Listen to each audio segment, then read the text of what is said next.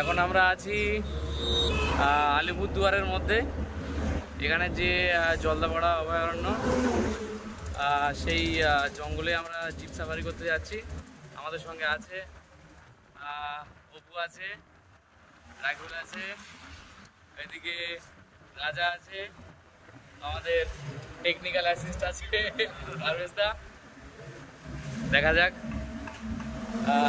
জঙ্গলের মধ্যে কেমন লাগে, ভিডিওটা সকলকে দেখানোর চেষ্টা করব। এখন আমরা জঙ্গলের মধ্যে এন্ট্রি করছি। ইনি আমাদের গার্ড আছে। আপনার নাম কি দাদা? আচ্ছা, আপনি কোথায় থাকেন? এখানে? আপনি আপনার বাড়ি এখানেই? আচ্ছা আচ্ছা,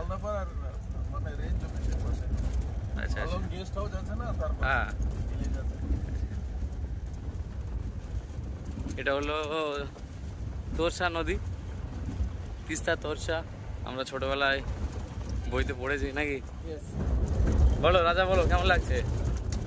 এই প্রথম আসলাম আমরা কলেজ থেকে, আমরা নন টিচিংরা এসেছি একসাথে, তো খুবই ভালো লাগছে। প্রথমে তো বোরিং হয়ে গেছিলাম, আমাদের যে বাসে এনেছিল খুব খারাপ সময় গিয়েছে তাদের, কিন্তু এখন নিচে থেকে দেখা যাচ্ছে এখন একটু দুপুরবেলা ফ্রেশ হয়ে খাওয়া দাওয়া করে এখন বেরিয়ে পড়লাম জঙ্গল সাফারে।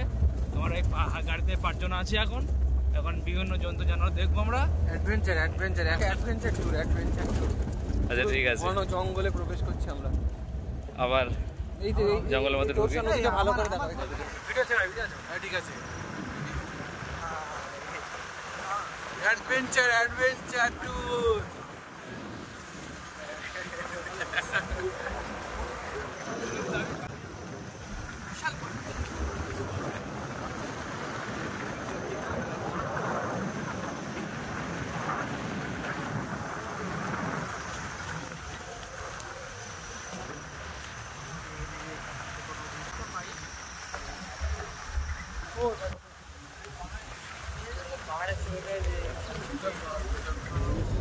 আমরা এখন এই মুহূর্তে জঙ্গলের মধ্যেই আছি, জলদাপাড়া অভয়ারণ্য। প্রচুর একদম মানে ঘন জঙ্গল। তো জঙ্গলের মধ্যে শুধুমাত্র আমরা হাতি দেখতে পেলাম। হাতি ওটা এমনি আমাদের দিকেও দেখা যায়, সেটা না। আর চিতাবাঘটা দেখার ইচ্ছা ছিল কিন্তু দেখতে পেলাম না, দুঃখিত। সবসময় সব কিছু দেখা যায় না। দেখা যাক, কালকে ওই জঙ্গলটার নাম কি? গরুমারা। কালকে আবার গরুমারা জঙ্গলের মধ্যে প্রবেশ করব। দেখা যাক ওখানে কিছু দেখতে পাই কিনা। সবাই সঙ্গে থাকুন। পরবর্তী একটা পয়েন্ট আছে, মানে এদের 4টে রুট আছে। দাদা কত স্কোয়ার কিলোমিটার? 16।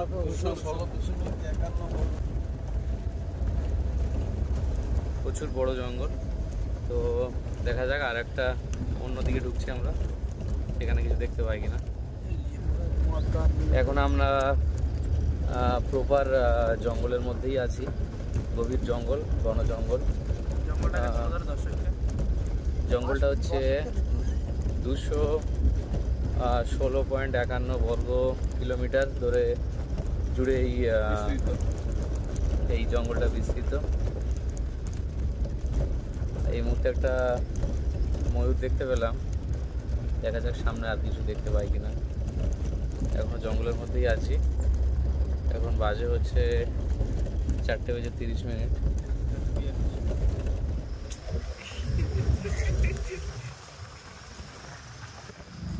এই মুহূর্তে আস্তে আস্তে জঙ্গলের মাঝখানে দেখতে পাচ্ছি জঙ্গলি মহিষ আমাদেরকে রাস্তা আটকালো। অনেকক্ষণ ধরেই দাঁড়িয়েছিলাম, একটা ডিল ছুড়লো আমাদের ড্রাইভার, তারপর জঙ্গলের দিকে ছুটে গেল। হ্যাঁ